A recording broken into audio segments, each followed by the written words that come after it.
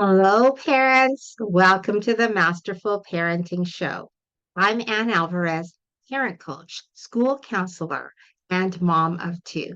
Do you sometimes struggle with your parenting role? Do you sometimes get frustrated and get triggered by your children's behavior and sometimes yell at your children?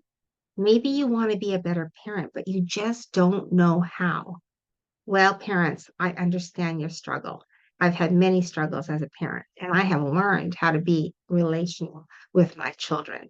And I'm going to teach this to you. Even if you did not grow up with relational parents, you can learn how to be relational with your own children. You can learn how to connect with them, how to communicate with them in a way that touches their hearts, and you can get them to comply without punishment. So stay tuned. Join me every Saturday at 8 a.m. and I will help you in your parenting role so you can truly become the parent that you are meant to be. Hello, parents. Welcome to the Masterful Parenting Show. I'm Ann Alvarez, parent coach, school counselor, and mom of two. Do you sometimes struggle with your relationship with your kids? Do you get frustrated, irrational, and sometimes yell at them? Maybe you want to be a better parent, but you just don't know how. Well, parents, I understand your struggle, and I have had my own challenges as a mom, and I understand what parents go through, but I'm here to help you. I'm here to teach you how to be a relational parent, how to connect better with your kids, how to communicate in a way that touches your children's hearts, and how to get your children to comply without punishment. If you want to raise happy, connected, and healthy kids, then tune in every week and we will go over this together. What are the ways that will reach your children? How you can foster a good relationship with your kids and how you can feel good in your parenting role. Join me every week, Saturday at 8 a.m. and we will be on this journey together.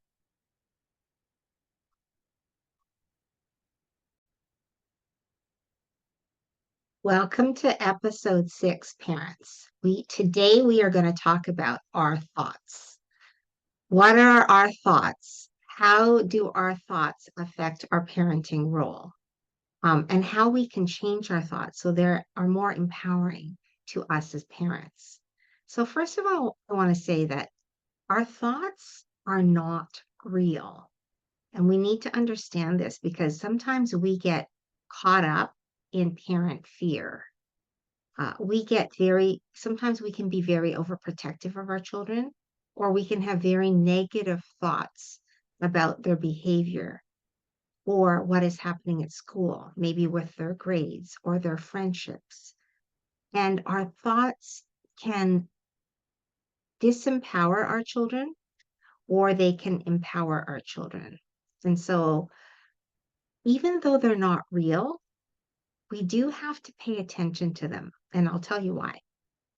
Everything is created by our thoughts. Everything that's in this room is created by a thought. Everything on earth was created by a thought. And so our thoughts have the power of creating.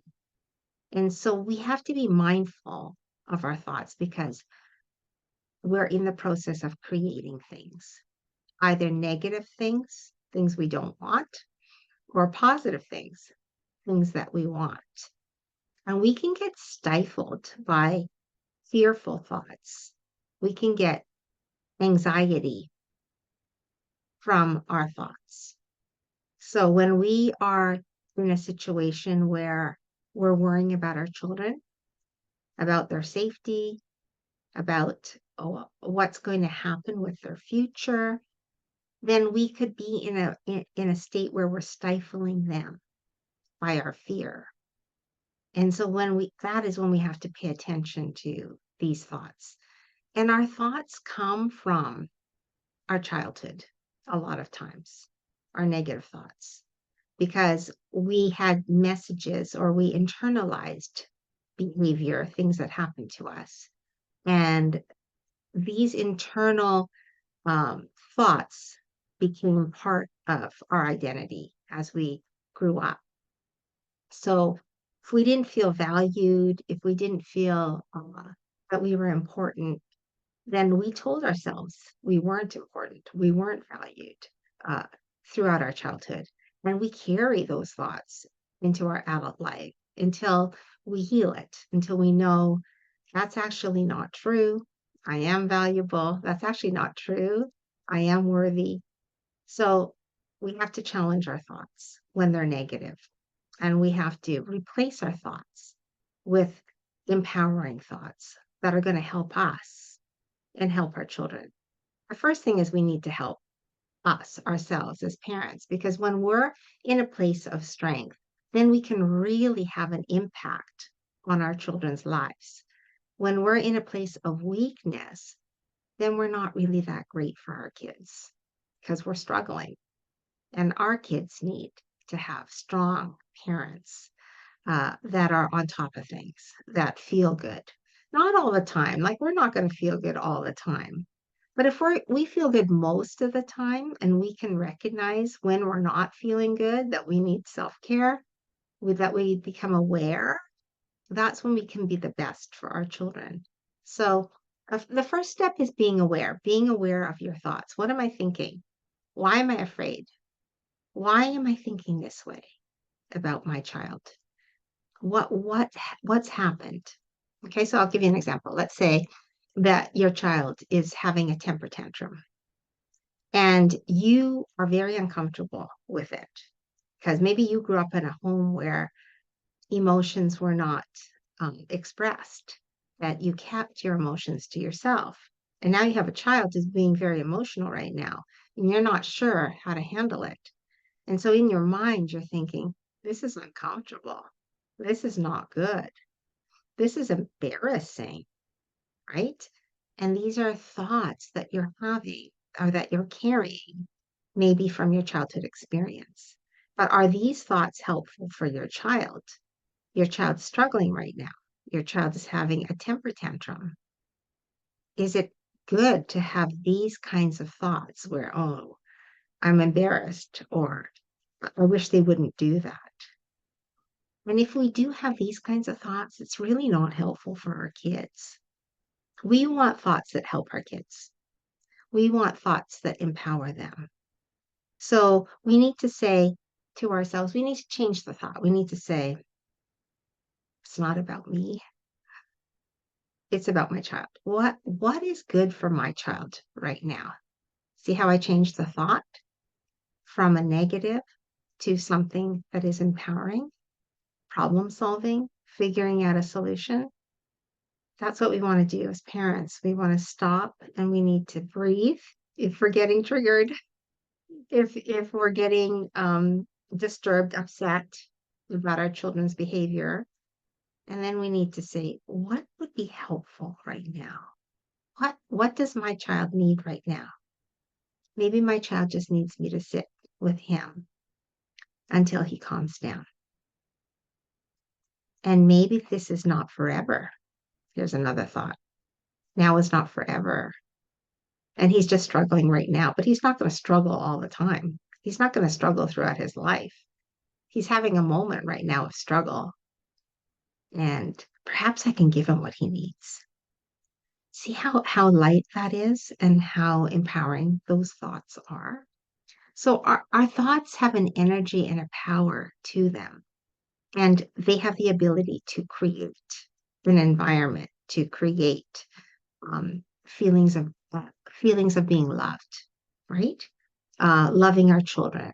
And so there is power to our thoughts, even though they're not real. When they are disempowering, when they are fear-based, when they are negative, affect your self-esteem, then we have to recognize that those thoughts are not real. They're not the truth. That is really not me. You know, I am still worthy. I'm an adult now, so I'm worthy. I'm valuable. And I need to give that message to my children as well. So our thoughts have power to create. And so, with that in mind, we are going to choose empowering thoughts. We always have the choice, parents, of the way we think.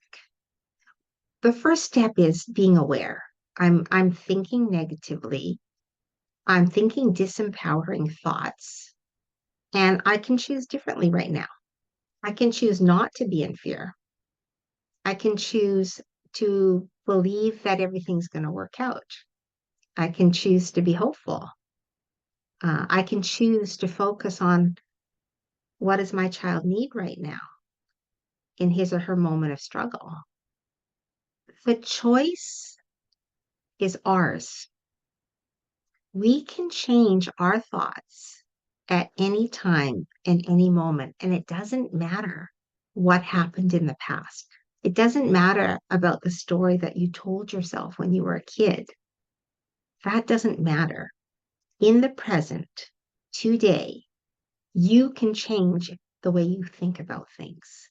It is your choice. And you can either focus on negative thoughts that are going to disempower you and your child, or you can think about having positive thoughts, hopeful thoughts that are going to empower you in your role as a parent and empower your children as well. But let's just talk about why. Why do we gravitate towards negative thoughts? Because everybody does. It's common to move towards negativity than it is to move towards positive thoughts. And I believe truly it's our biology. We gravitate towards negative thoughts because it comes from our need to survive, because we had to survive when human beings first inhabited the earth. It was about survival. Is someone going to come after me and try to eat me? So these thoughts, these negative thoughts, served the purpose of survival. But we don't have to survive anymore. We carry those negative thoughts because they come from our biology. They come from us needing to pay attention, be on high alert for survival. But we don't live in this world anymore of survival. Most of us live in a calm place where we can think and focus on positive thoughts and not negative thoughts, because we're not being chased by a lion and we're not getting eaten by something. We are safe. And because of that, we can focus more on the positive thoughts that we can have and make a conscious choice that we're going to go for our positive thoughts, because those are going to empower us as parents, empower our lives and make our lives better. And that's what we want. We want our kids' lives better and we want our lives better, right? So we don't want negativity. We want to focus on positivity. We want to focus on powerful thoughts that are going to change us and our children. Okay, so now that we realize that we can change our thoughts and that our thoughts are not real, but they have a power, a creative energy to them. So we do have to be mindful of what we're thinking always. They have an energy to them. And our kids can feel the energy of our thoughts. Honestly, we don't even have to say anything. They are that tied into us. They know when we're having a bad day or if we're going to get mad. It's instinctual. They can feel it from their parents. So that's